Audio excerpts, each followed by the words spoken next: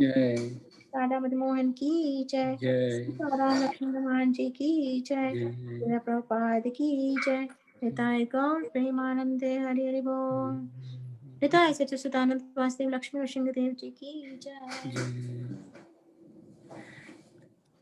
Very nice. Very nice Kirtan Mataji. He was nectar. After a long time, Mataji. Thank you, Prabhu. Yeah, after a long After time. a long time. Didi, very nice Kirtan. Hari Bol. Thank you. I really felt you were like, you did a Kirtan where you had completely surrendered to him. Yeah. That is the thing I got from you. That is yet to happen. That is yet to happen. My God, you're miles away from us. No, I'm not. From me, at least. I'm not. I can't say for us, but from me. Nah. At least वो दिल से गाया ऐसे ना कि Bilkul. art. Very nice, Didi. Amazing. Thank you. Prabhupada ki jai. Yeah. Hari Bol, Radhakund. So good to see you. Stay close to the camera. I'm not able to see you. It's so far. Take your camera close to you. I was gonna say that your voice sounds like a violin. Oh, Krishna. Is that good or bad? It's a very good thing. I look to the violin for inspiration when I'm singing too. Because such smooth mellows, and it goes from like different points in the melody just so nicely, and it makes you feel at peace. That's how your voice sounds, and it's. Thank you. Thank you. I look up to you when it comes for like singing. Thank you so much, Radhakund. That's really sweet of you to say. Thank you. Haribol. Beautiful, sweetheart. Very nice. Haribol. Haribolo. Beautifully done. Thank you. Very Thank sweet. you very much. Okay, thank you. Let my husband start now. Hare Krishna. Thank you very much. So we'll resume our discussion on the Bhagavad Gita, and we'll be doing the 15th chapter today. So we'll start with a brief Manglacharan. Om Namo Bhagavate Vasudevaya. Om Namo Bhagavate Vasudevaya. Om Namo Bhagavate Vasudevaya. Om Agyantimirandasya Gyananjana Shalakaya Chakshurunmilitam Yena Tasmai Shri Guruve Namaha. Jai Shri Krishna Chaitanya Prabhu Nityananda Shri Advaita Gadadara Shivasadi Gaur Bhakta Vrinda. Hare Krishna Krishna Krishna Hare Hare, Hare Rama Rama Rama Hare Hare. Mukam karoti vachanam pangam langyate girim yat kripatamaham vande Shri Guru Dinataranam Paramanandam. The 15th chapter of the Bhagavad Gita is titled The Yoga of the Supreme Person. In Sanskrit, it is called Purushottam Yoga. So many people, so we just went through Purushottam Mass. So many people make it a practice to read this chapter every day of the month for Purushottam Mass. So this is one of the shortest chapters in Bhagavad Gita, just 20 verses. So quick recap on the last 6 chapters of the Bhagavad Gita. So chapter 13, which was talking about the nature, enjoyer, and consciousness. Then chapter 14 is about the 3 modes of material nature. Chapter 15, which we'll be doing today, is the yoga of the Supreme Person. Chapter 16 is the divine and demoniac nature. Chapter 17 is the divisions of faith. And chapter 18 is conclusion, the perfection of renunciation.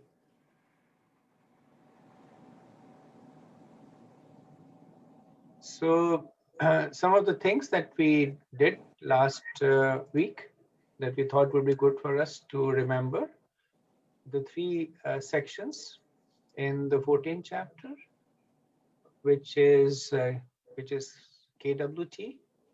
Krishna is the cause of the modes, the working of the modes, and how to transcend the modes.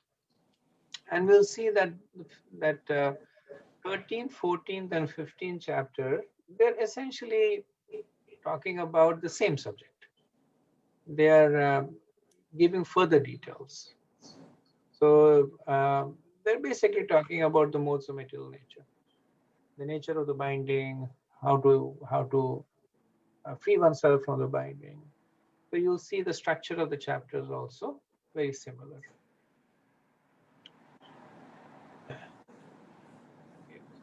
I think if somebody could mute their phone or their laptops, there's some disturbance coming. Thank you. So why does Krishna create this system of bondage for the pure souls? The bondage is the bondage by the modes of material nature. And this is essentially reciprocating to the desire of the jivas, that they want to enjoy materially. And the only way they can enjoy materially is if they accept the modes of material nature. It's like somebody says that that I want to enjoy underwater, and because we can't live underwater, the only way they can enjoy underwater is if they take on some kind of a like a swimming suit with a breathing apparatus that lets them live underwater. So Krishna provides that suit, but the desire is ours, that we want to enjoy materially.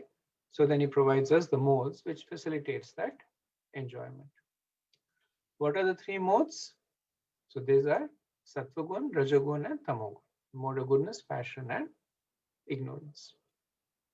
What are the characteristics? And the mode of goodness is characterized by happiness, knowledge, and piety. So people tend to be following the scriptural injunctions, living a peaceful life. The mode of passion is full of unlimited desires for enjoyment and tremendous amount of effort. And the mode of ignorance is lethargy, sleep, indolence, madness, addiction. So what are the destination of the people in these modes? People in the mode of goodness go to the higher planets. People in the mode of passion remain on the earthly planet. And those in the mode of ignorance, they lose the human form of life and they take on an animal form and they go to the lower planets. How to transcend the modes? Krishna gives the process of detachment and bhakti. And this is where I said that it's similar, because we'll see that chapter 15 is essentially going to talk about these two topics of detachment and bhakti. Mostly about detachment, but essentially that's the theme of this chapter. So summarizing the previous chapter, that in the 13th chapter, Krishna had explained to Arjun that the spirit soul accepts the material body primarily to enjoy materially. And then in this chapter, he talks about the nature of the relationship between the spirit soul and the material body. That how the spirit soul gets conditioned by the material body in order to facilitate the enjoyment. And this conditioning is enacted through the three modes of material nature. And each one of them come with its own characteristic. So it's like a person putting on a he's out in the sunshine and then he puts on a tinted glass. So because of the color of the tint, it may be red or green or blue, then the person perceives the world through that tint. So it's not that the world changes, or it's not that the person's eyesight changes. It's just that the person has put on those glasses. So that changes the perspective. So that's the modes. That's why sometimes the modes are associated with colors, that they color the perspective.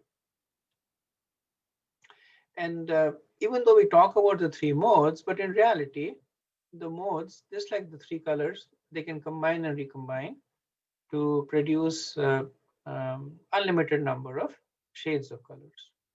So similarly, the mode of goodness, passion, and ignorance, they combine and recombine to produce so many swabhavs. And just like when strands of ropes, individually they can be broken, but once they are intertwined and over again, then these strands, they make thick ropes and very, very difficult to break the ropes. So that's why the modes become increasingly powerful.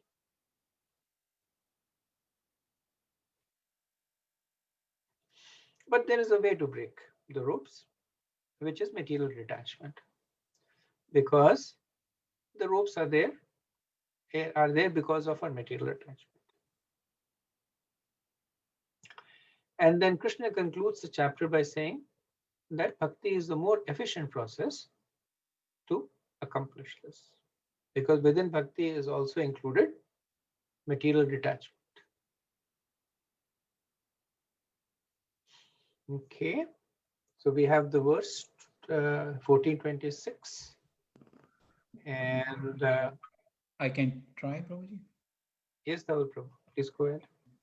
So, okay, mamcha yogya bicharena bhakti yogena sevate. Sagunan samati yaitam brahma bhuyaya kalpate. Translation: one who engages fully in devotional service, unfailing in any circumstances, at once transcends the modes of material nature and reaches the level of Brahman. Very good. Thank you. Thank you, Seema. Thank you, Dhaval Prabhu. I noticed Rajneesh Prabhu had also raised his hand. Prabhu, do you want to try?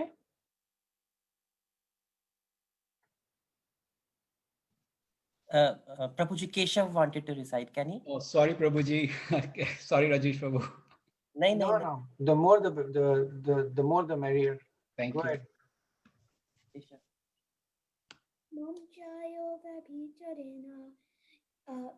Bhakti yogena sevate sagunan samita yetan brahma bhuyaya kalpate. Translation: one who Who is fully devoted. who is fully engaged in devotional service,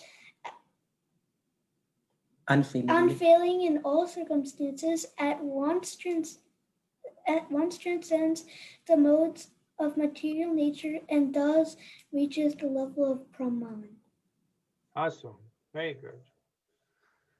So I have a Diwali bonus today. I have two excellent reciters who flawlessly recited the Sanskrit and English. Thank you so much for that.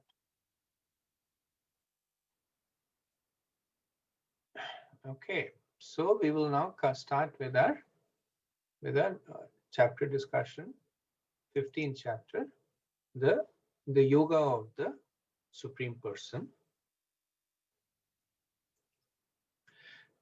So conversation so far that in the 13th chapter, nature, enjoyer, and consciousness, Arjun inquires about how the living entity gets trapped in the material world. And then Krishna explains that because the pure soul, desiring to enjoy matter, is forced to accept a body made of matter. But ultimately he says that all this is made possible by Paramatma, who is also the supreme enjoyer. So the three aspects are nature, enjoyer, and consciousness. So nature is enjoyed, and Purusha is the enjoyer, which could be the Jiva and Krishna. And then consciousness is what forces the Jiva to take on this material aspect. So in the 14th chapter, the three modes of material nature, Krishna will talk about the consequences of this, and talk about the three modes of material nature, how they bind. We just discussed that. And then towards the end, he talks about the two ways by which this binding can be broken, through material detachment and through spiritual attachment. And then he concludes that of the two, the process of bhakti is more potent and powerful.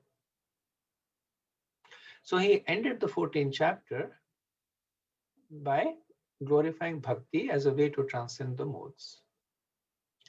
In the 15th chapter, he will actually seemingly take a step back, because in 14th he talked about both material detachment and spiritual attachment, but he deprecated material detachment with respect to spiritual attachment. Here he does not change that tattva, but he talks more about material detachment because some level of detachment is needed to practice bhakti. So the nuance over here is that in order to become fully materially detached is very difficult. So that is why Krishna deprecates it in the 14th chapter. But some level of detachment is needed. If a person is too materially engrossed, then for the person to take to bhakti is very difficult.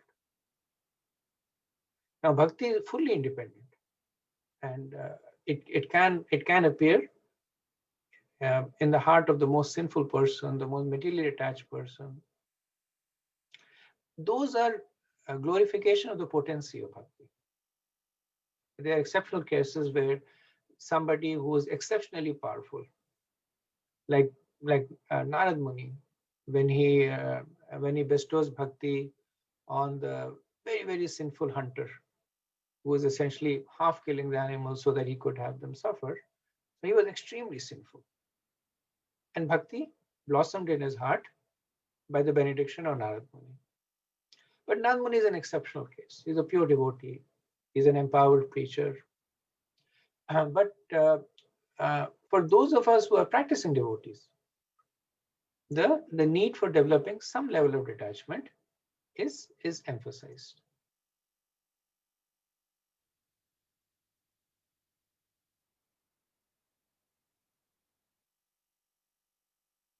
So the chapter, as I said, is a short chapter of only 20 verses. So there are two chapters in Bhagavad Gita that are only 20 verses. One is pure devotional service, which is chapter 12. And the second is the Yoga of the Supreme Person, 15th chapter. They have only 20 verses. So it's divided into two sections.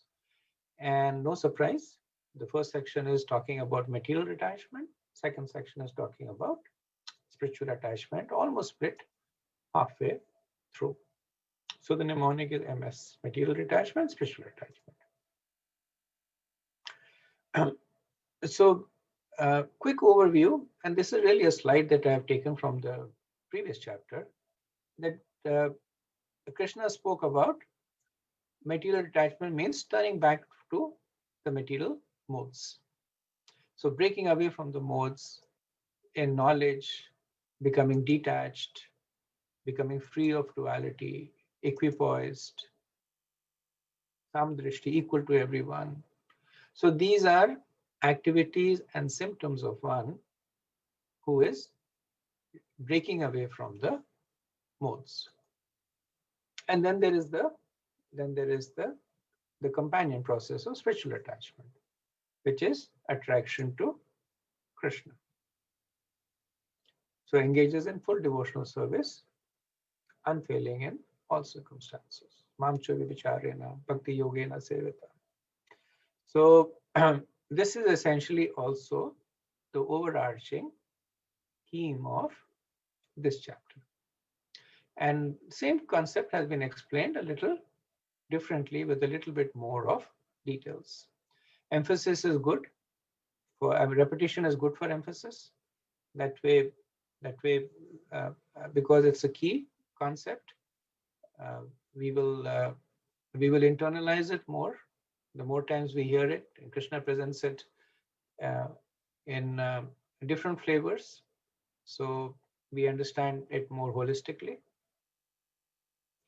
So let's see what Krishna talks about. So he uses the famous analogy of the banyan tree in this chapter, that he compares the spiritual world to a banyan tree that is growing upwards. So banyan tree, I'm sure all of you have seen it at least once. That these trees can become very, very big, and there are many roots. So as they spread out, they drop more roots, and in some cases it's even difficult to discern that which is a primary root and which are secondary roots. And then they have a very complex network of vines and branches. So Krishna compares this existence to the banyan tree, and then he says that on this platform of material desire, there is a reflection of this tree. So whereas the original tree is growing upwards, the reflection is downwards. And this reflection is the material world. So Srila Prabhupada would often say that the material world is a perverted reflection of the spiritual world. Because essentially speaking, everything that is there in the material world comes from the spiritual world. Because it is inhabited by the same beings. The souls that are there in the spiritual world, for whatever reason, they come down to the material world. Same souls. The Krishna who's there in the spiritual world, he's down in the material world. Same Krishna. So it's not that it is something that has been reconstituted. The only thing is that the priorities have been changed. The conceptions have been modified. So this notion of reflection is very apt. That reflection is completely based on the object. But depending on the surface of the reflection, it may become distorted. So sometimes when we go to this, at least in India, I remember when I was young, they used to have the melas, and they invariably had a tent where they had these mirrors that distorted your image. Some cases you would look really, really thin, and some cases your face would look bent. But they are reflecting essentially you. Just because the mirror is distorted, the reflection would be distorted. So this banyan tree of the material world, which is a reflection on the mirror of material desire, on the mirror of lust, is growing downwards. And because it's growing downwards, the tip of the tree becomes the lowermost portion in the reflection. So in the reflection, the root of the tree is the topmost planet, Brahmaloka. And the middle is the Bhumandal, and the tip of the tree is the lower planetary systems like Patal, Atal, Rasatal. Then Krishna, he continues to describe the nature of the tree. And he says the twigs of these trees are the sense objects. And the branch tips are the senses. And as in any tree, the tree has leaves and fruits. And he says that the leaves of the trees are the Vedic hymns. And the fruits are the Chatur Purushartha of Dharma, Artha, Kam, and Moksha. And the tree is nourished by the modes of material nature. So nourished by the modes of material nature means that this is what is creating this reflection. So the modes of material nature are basically a stand-in for the platform of material desire. So if the modes of material nature disappeared, then this reflecting surface would disappear and the reflection would disappear. And the jiva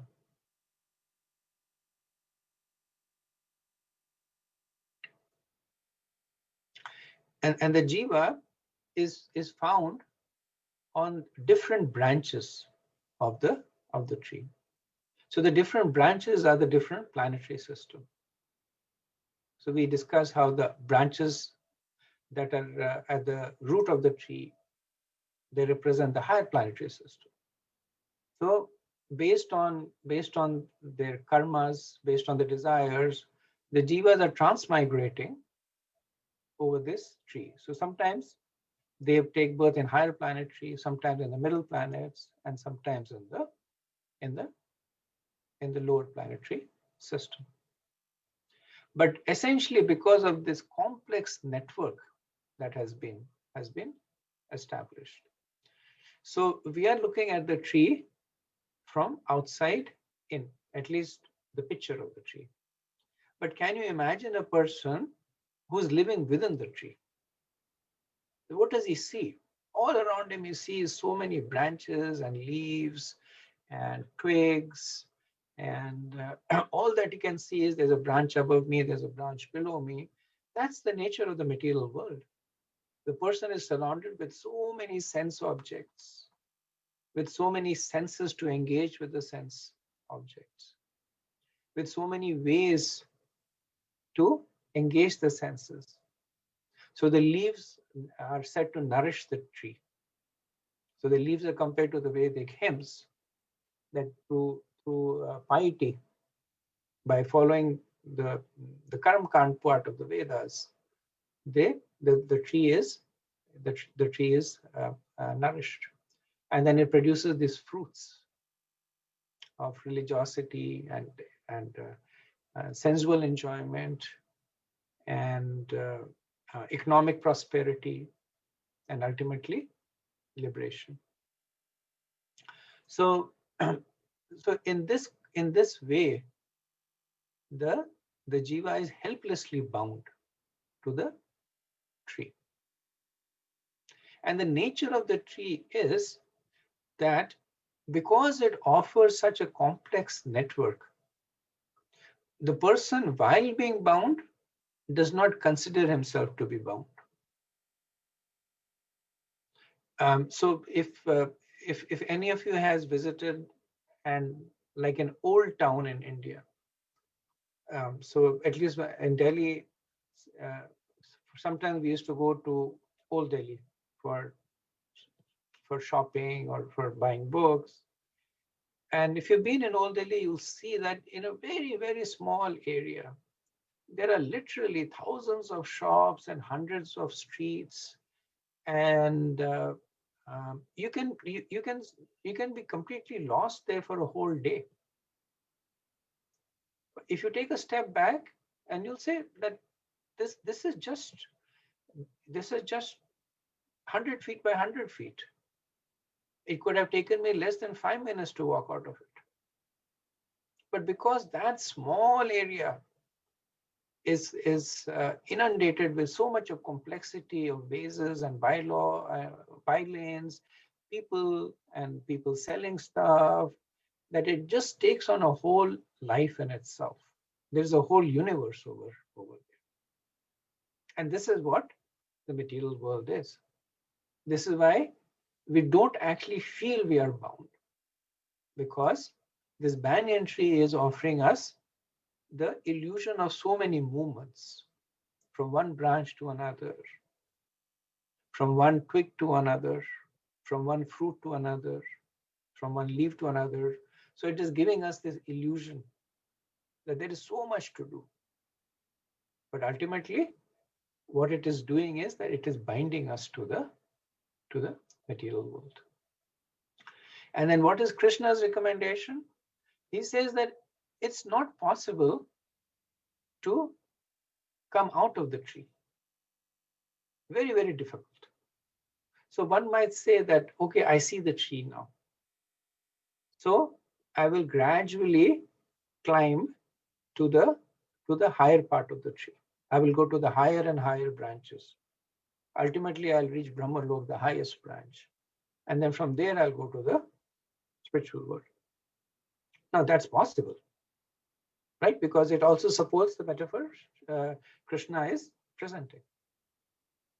But he also says that it is very difficult to do that. That the nature of the complexity of the tree is that it is as easy to go down and as difficult to come up. So he says, don't worry about that. The best thing is to cut the tree. You cut the tree and you're out of the tree. So there is a legend.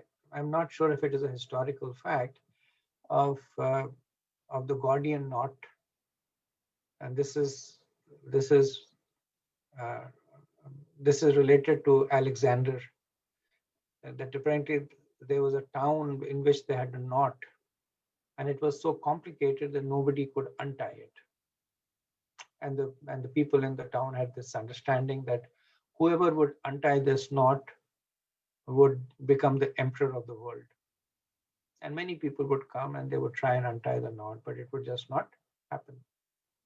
And then Alexander came and he took his sword off and he cut the knot. Simple. That was his solution. That why waste something, time in something that is in any way not relevant. So Krishna is making this point that don't worry about trying to navigate your way out of the tree. Just cut the tree. And the axe that you need to cut the tree is the axe of detachment, specifically material detachment. So this axe is made of freedom from dualities. So dualities. So these are notions that we have been discussing since the second chapter. That dualities are that of being happy and unhappy, of rich and poor, of friend and foe. So freedom from all these dualities. Then free from false prestige, illusion, and false association. And that axe is sharpened with knowledge and discrimination. So you need a strong axe, but the blade needs to be sharp also. So with detachment and knowledge, jnana, vairagya, the axe is made of these two components. And what is jnana? Jnana is what Krishna is speaking about in this section of the Bhagavad Gita. He's giving us the understanding of the nature of the material world. Who are we? What is our nature? How did we come to the material world? What is keeping us in the material world? What is the nature of our bindings? And how to escape from them. So sharpened with that knowledge and the power coming from this freedom of duality. Krishna says that we should cut down this tree of the material world. So the banyan tree is representing the material entanglement that grows on the surface of unlimited desires, nourished by the three modes of material nature. and the jiva seeks nourishment from the leaves, the Vedas, and is bound by the tips of the branches, the senses, and the twigs, which are the sense objects. And then it travels from one branch to another. So it transmigrates from one planet to another, from one form to another. And then by understanding the nature of the bondage from a philosophical perspective and specific perspective, so this is Gyan Vairagya, one can recognize it and free one. So this is the first section of the chapter on material detachment. So I'll pause here and see if you have any comments or any reflections.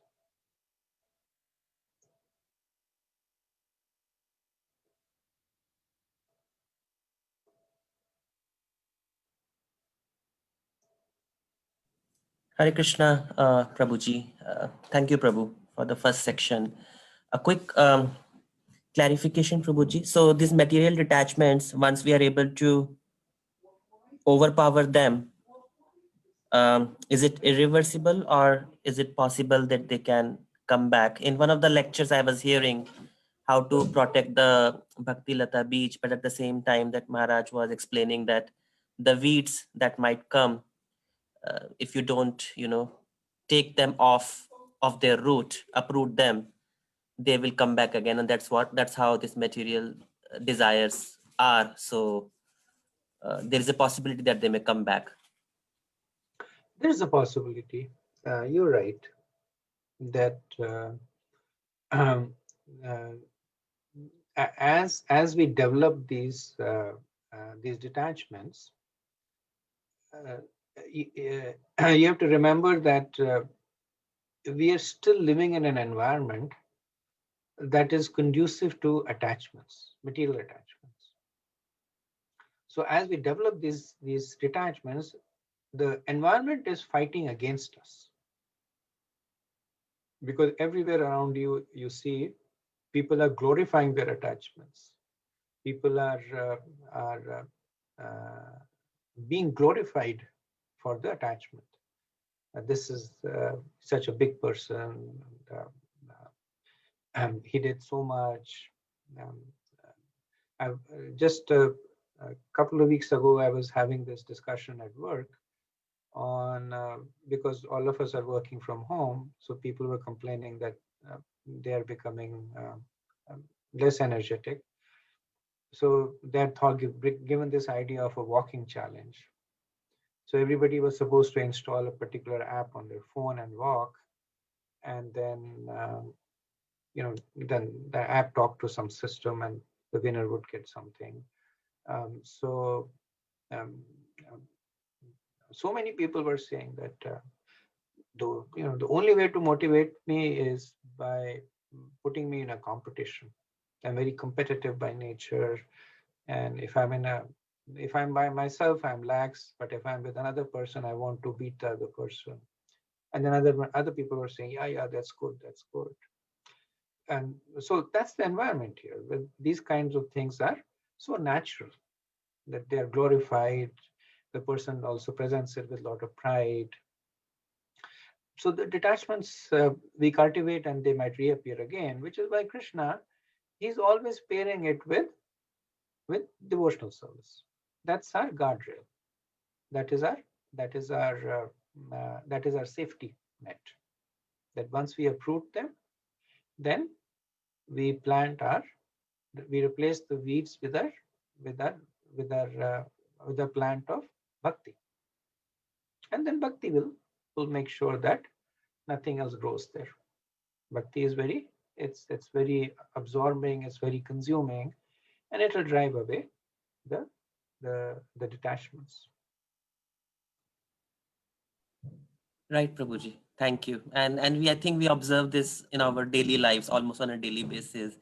When we are in a devotee sangha, maybe in this class, we are in a different mood or a mode, and we're not thinking of a lot of things. But as soon as this gets over, because of our sadhana is also very weak, maybe that's why we fall or slip into very fast.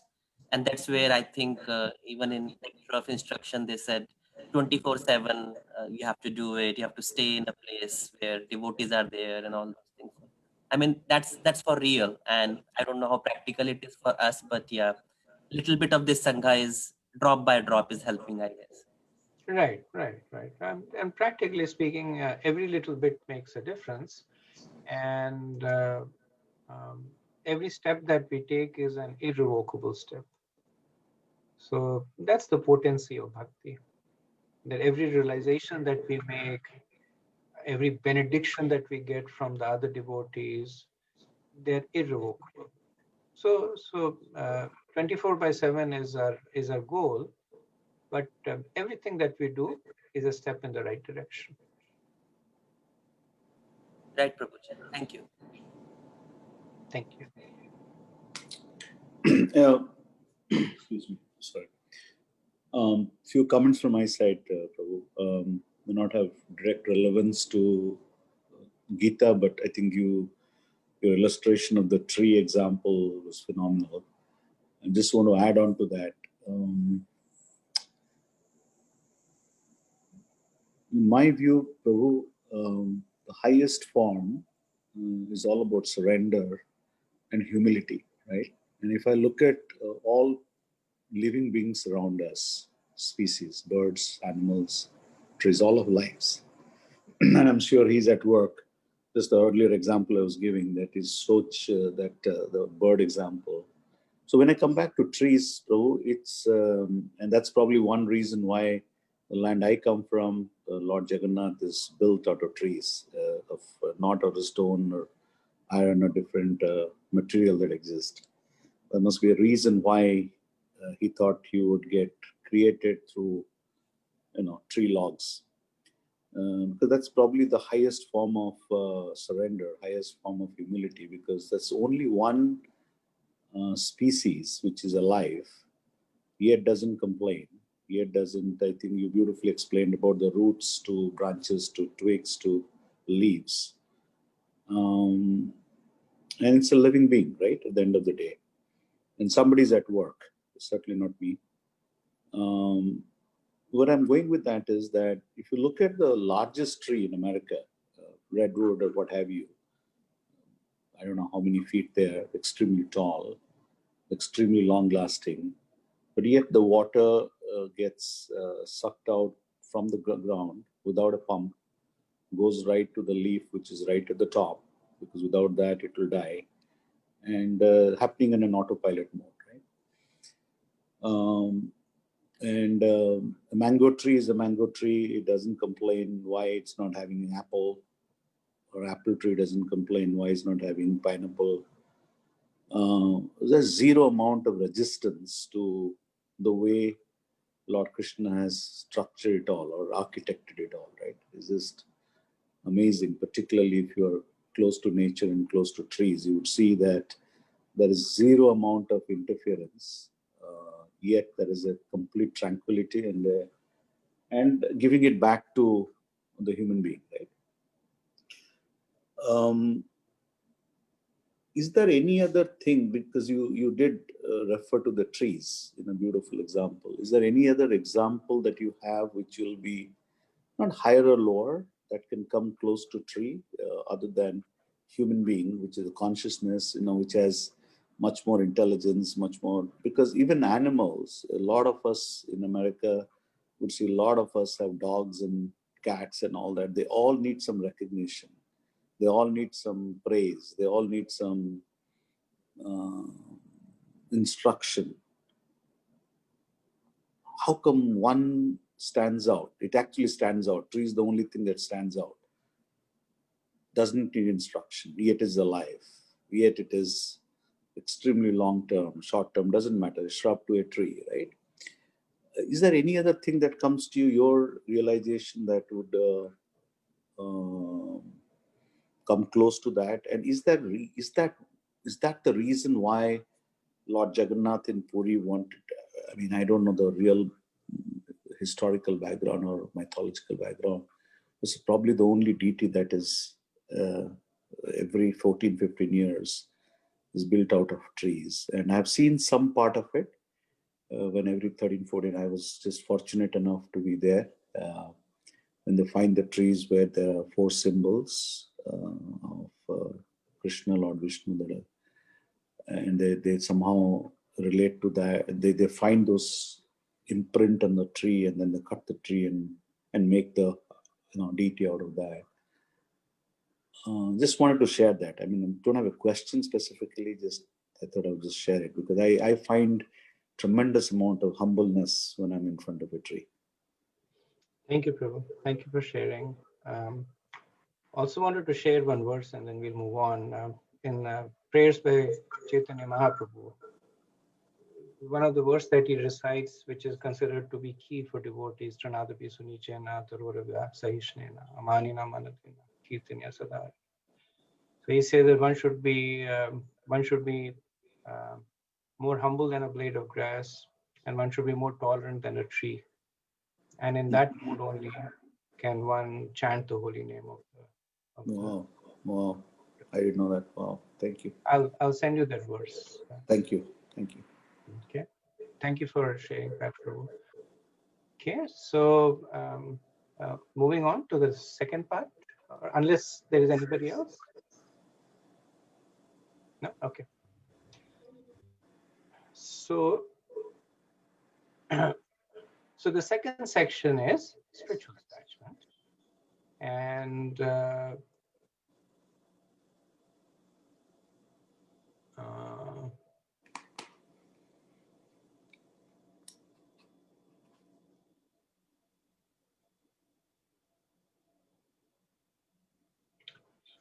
so what does the jiva do now?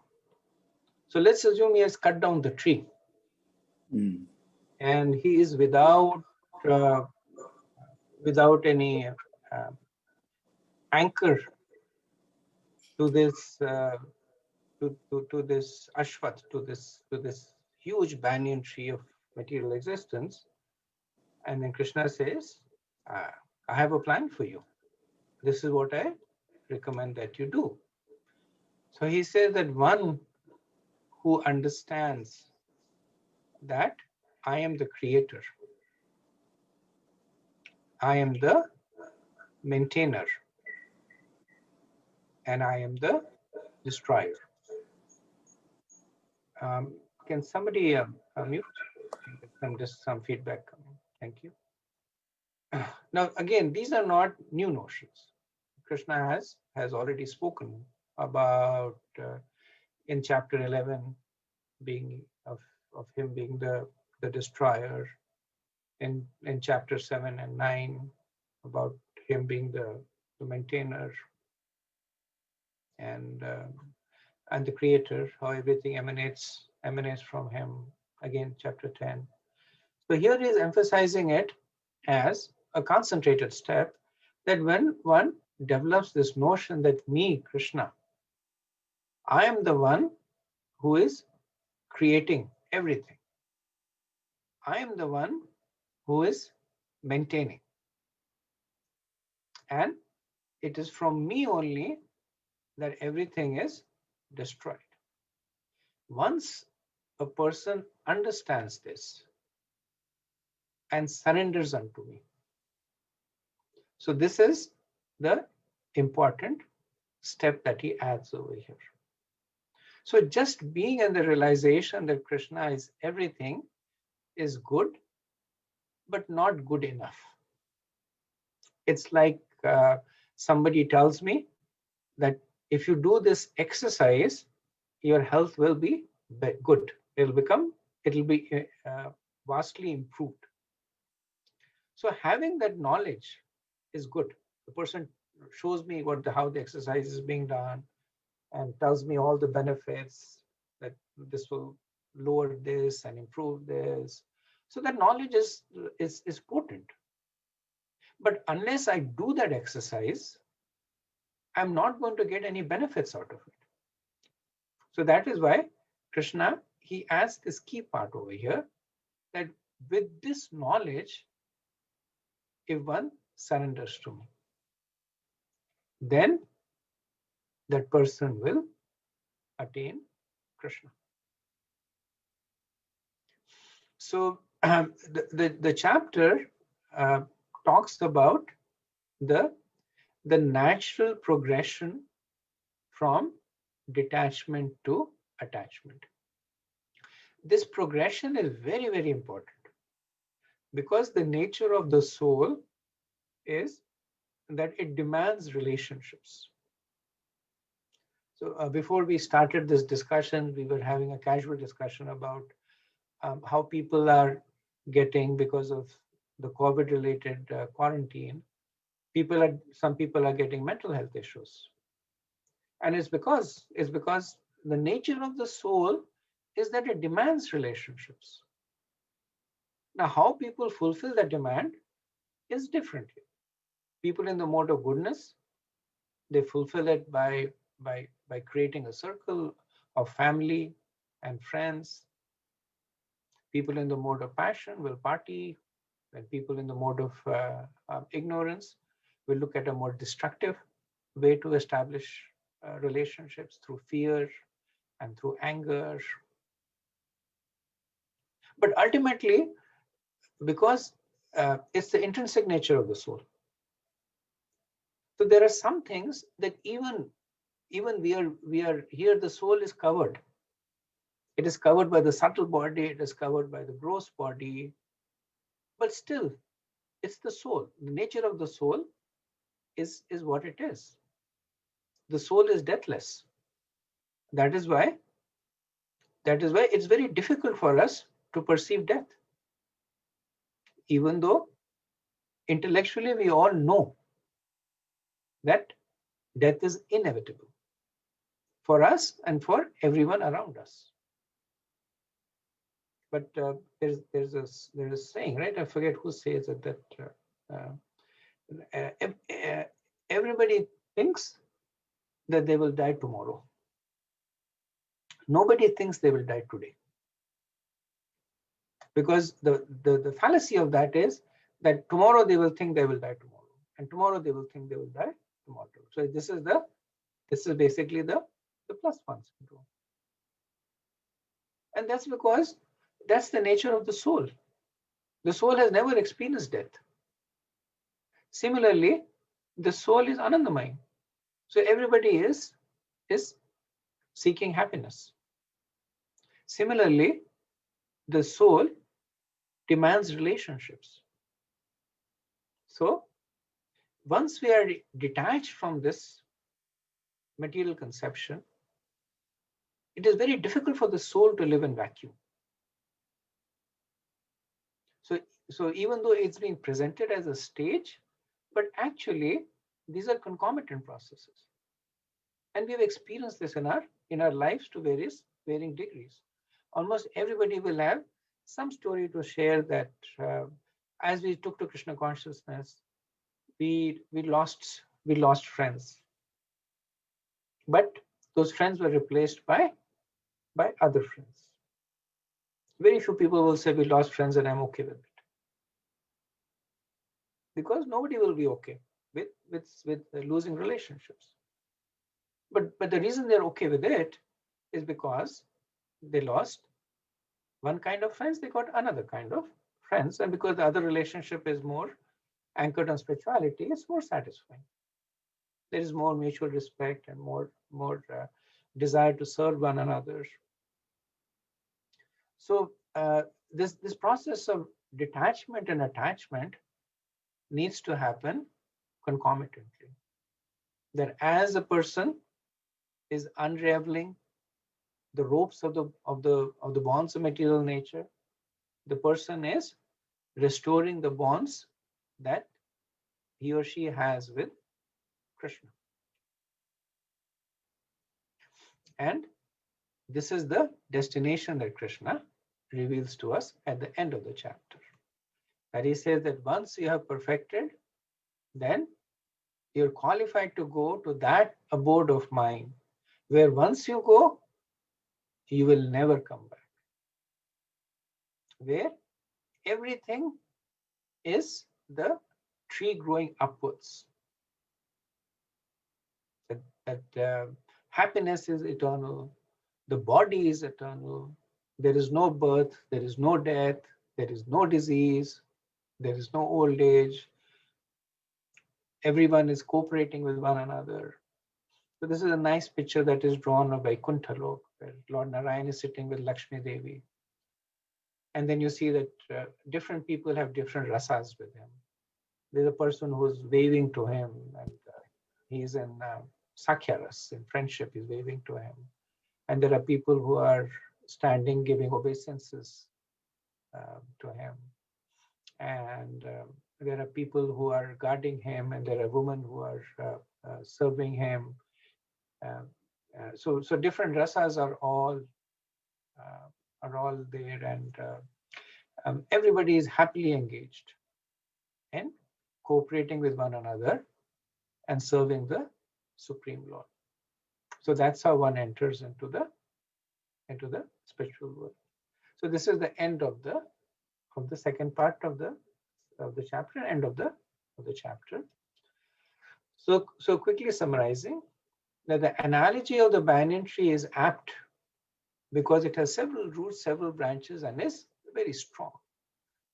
So this is the nature of the material world, that because it is complex and dense, it is impossible to escape. So the idea is that don't try to escape. Just cut the tree down. And the tree is based on attachment. So with an axe that is made of detachment and renunciation, and with a blade that is sharpened by knowledge and discrimination, one must cut the tree from the root. So how does this translate in our day-to-day life? The detachment and renunciation for us is abiding by the principles, that we follow the do's and avoid the don'ts. And by the study of the scriptures, our knowledge becomes sharpened. We are able to see things through the eyes of the scriptures. We may not be able to see it ourselves because we are so much in the middle of it. But it's like you're sitting in the middle of a park, and all around you see different things, and you have no idea where you are. But then you open a map, and in the map it says you are here. And then you can say, okay, there is a path over here that goes to the river. This one goes to the forest. So now you know exactly where you are and what you can do. So by this knowledge and discrimination that is given to us by the Vedas, we can exit from this tree. And then while we are doing this, while we are freeing ourselves of all these material attachments, we begin to restore our spiritual attachments by recognizing the supremacy of Krishna in all matters. And bhakti is the most efficient process to accomplish this. And the benediction that Krishna gives at the end of the chapter is that such a person will return to him in the spiritual world. So the verse memorized on this, the famous verse, Mamevam sa jiva loke jiva bhuta sanatana manashashtendriyani prakritistani karshati. So this verse talks about the engagement of the jiva in the material world. That the living entity is the condition. Some disturbance coming from somebody. The living entity is the conditioned world. In the conditioned world are my eternal fragmental parts. So Krishna is first assuring that you are my eternal fragmental parts, which means you are spiritual by nature. So you don't belong over there. But then he says, why? What's going on? He says, Mana Shashtendriyani Prakritistani Karshati. That the six senses, which includes the five senses and the mind, is because of these, they are struggling very hard. So remember, we said this: the senses are the senses, and the sense objects are the branches and the twigs of the tree. So this verse talks about the entanglement of the jiva in the material world, and also reminds the jiva of its spiritual existence. Mameva amsha jiva loke, jiva bhuta sanatana. That you are by eternal fragmental paths. Okay, so before we go on to the things to memorize, I'll pause here and see if anybody has any further thoughts. Just one small question from my side. If I heard you correct me if I'm wrong. If the soul wants enjoyment, or soul wants relationship, or cannot stay in vacuum, and soul is from the Atman, if I call it, and it's from a part of Paramatma, which is the biggest soul, say Lord Krishna here.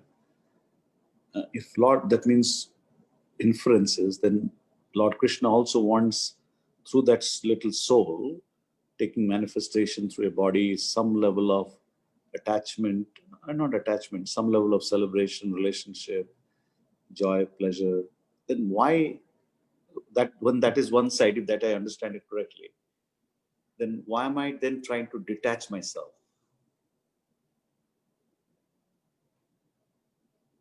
Why am I trying to detach myself from the material conception? Yes.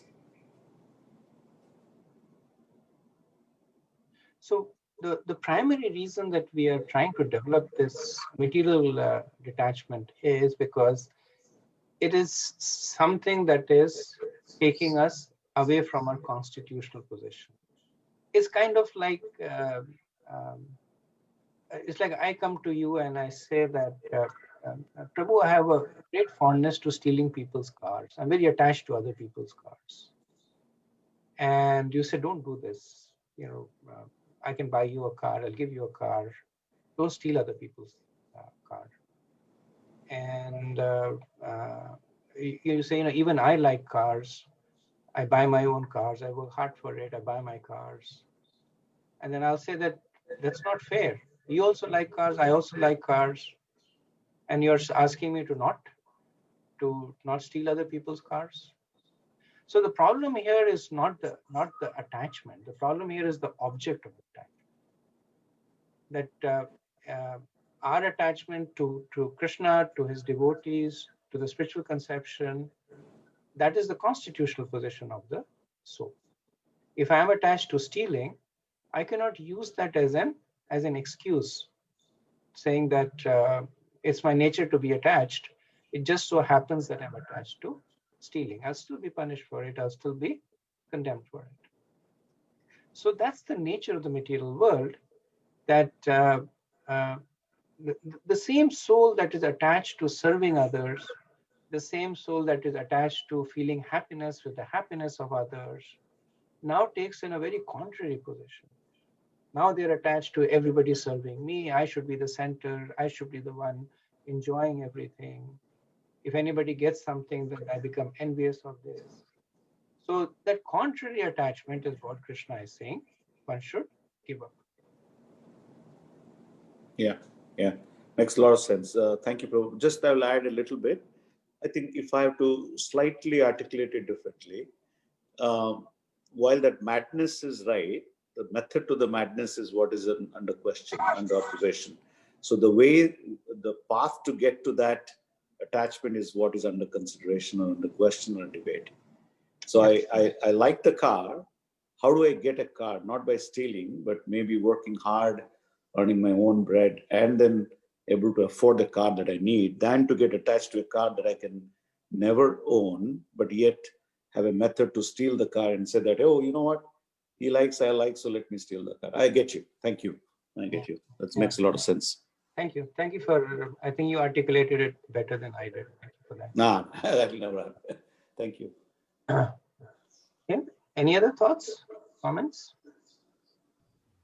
Hare Krishna, Prabhuji. Thank you, Prabhuji, for the wonderful class. But Prabhuji, one question on that detachment part, Prabhuji.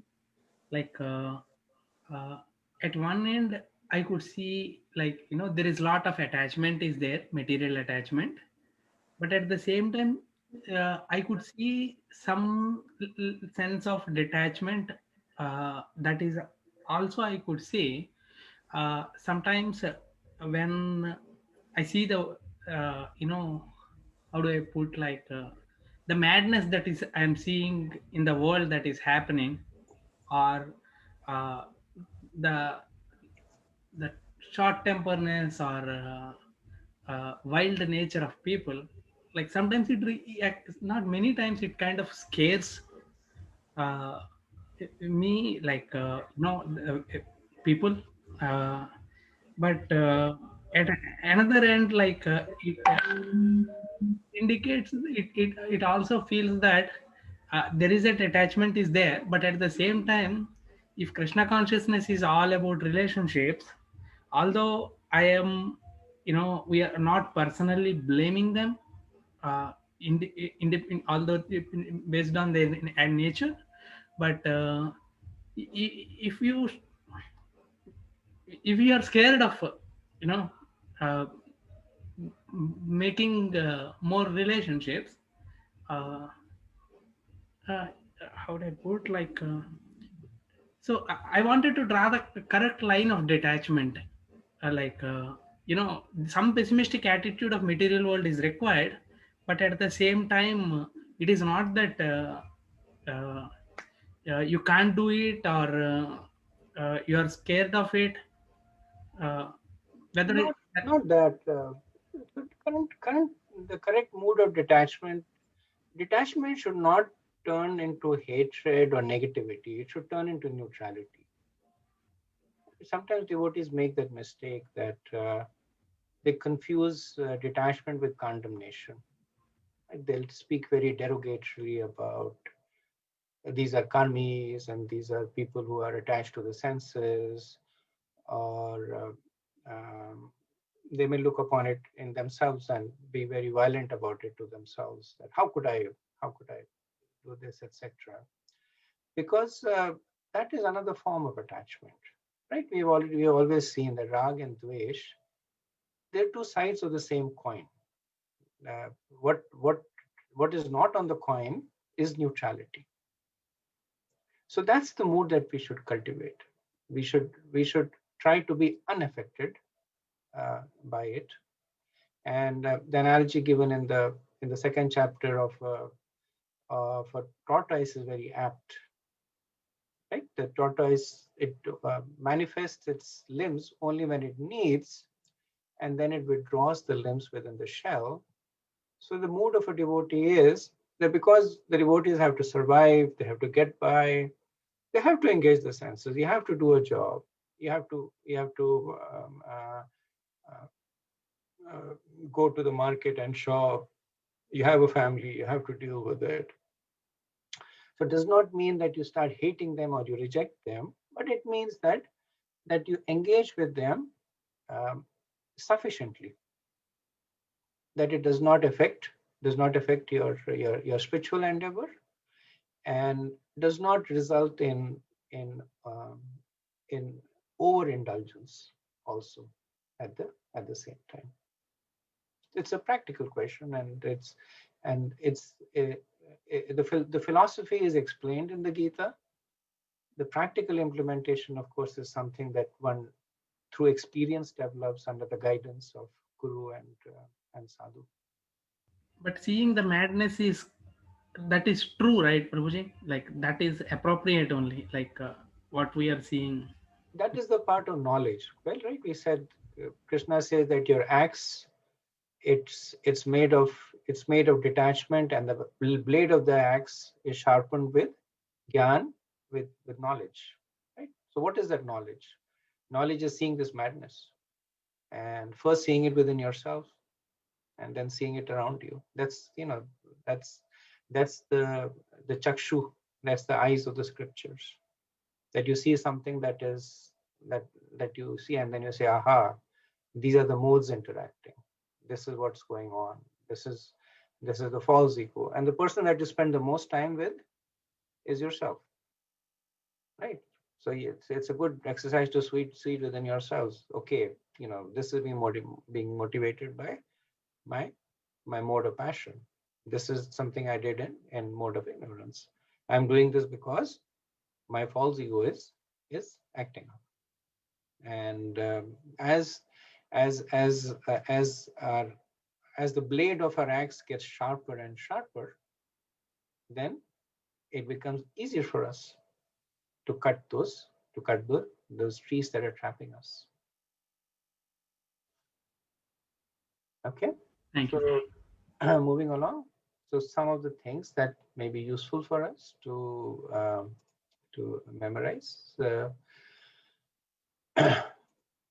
the two sections in this chapter are MS, material detachment and spiritual attachment. And I have no doubt that this is a notion that will stay with every one of you, because Krishna makes sure. He repeats it so many times. And this is the cornerstone of practicing devotion. The two rails on which the train of spirituality or spiritual progress runs: material detachment and spiritual attachment. What does the reflected banyan tree represent? The material world, which is a perverted reflection of the original spiritual world.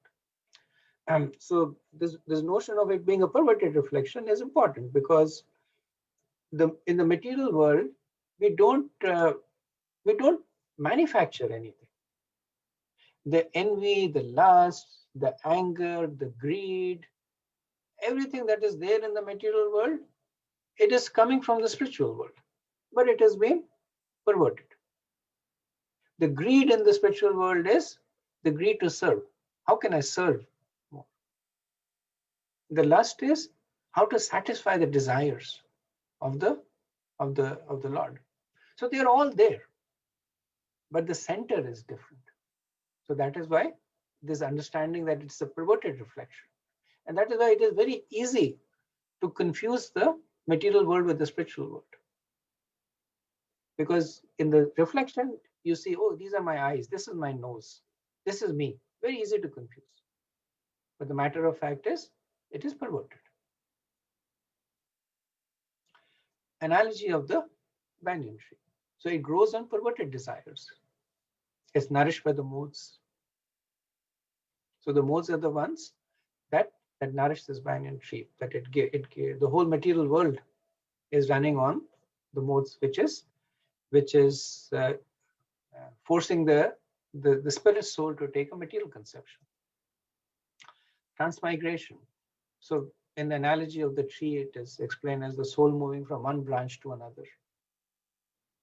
So philosophically, Krishna also explains in this chapter. One of the few places where Krishna specifically talks about transmigration is in this chapter. 2 verses he talks that based on the desires of the living entity, he gets a certain set of senses, a certain eye, a nose, a ear, a certain body. And in this way, the soul is forced to take that body. Prabhupada would have this famous diorama of a person who is very fond of sleeping and gets the body of a bear, and a person who is very fond of eating gets the body of a tiger. So the process of transmigration, or the process of moving up and down in this banyan tree, is explained. How to be free of this banyan tree? By cutting it down. So this is what is called the out of the box answer. That one would say that figure out that which are the branches that lead to the root of the tree, climb up the branches while making sure that you don't slip, etc., etc. Long process. But Krishna gives the out of the box answer. Just cut the tree. Cut the tree with the axe of Gyan and Vairagya. And then what should a soul that is detached do? Knowing that Krishna is the cause of everything, surrender unto him. And the destination for such a soul is the eternal, infallible, spiritual growth.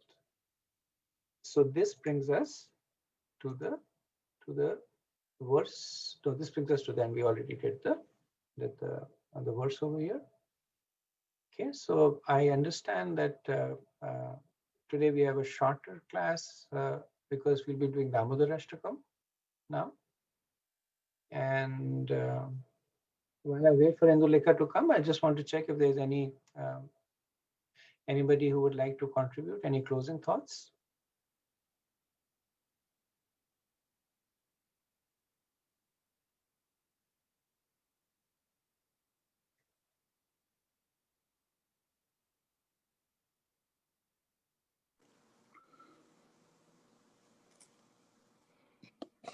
Prabhuji, this is Avinash. Oh, Haribol Prabhu. Haribol Prabhu. I had one thought in my mind about the attachment, material attachment. I think that necessary to live in this world. If there's no material attachment, the world will not go on, and the only thing is, one should not be running after the, one should not be running after the money, he must do all his responsibilities properly, and that to me, detachment. Thank you, Prabhu. Thank you for sharing. I want to share one more sentence. I think you were talking about death. We all want to die tomorrow. Tomorrow doesn't come or something. It's another person that said something like this, that we all want to go to heaven, but no, everybody wants to go to heaven, but nobody wants to die. That's funny.